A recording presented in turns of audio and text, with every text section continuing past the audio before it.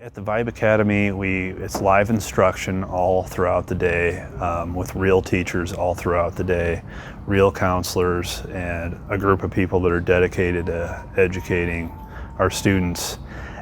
to the best that the virtual world can offer. In addition to that, we look at it as something, how do we look at virtual as an advantage rather than a disadvantage to in-person learning, and really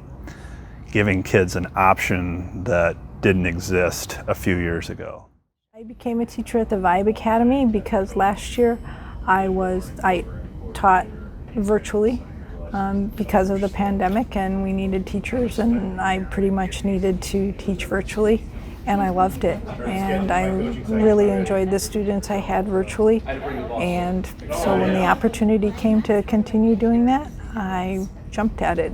We have really neat students, and the virtual challenge is just a really nice way to continue my teaching career and keep things fresh.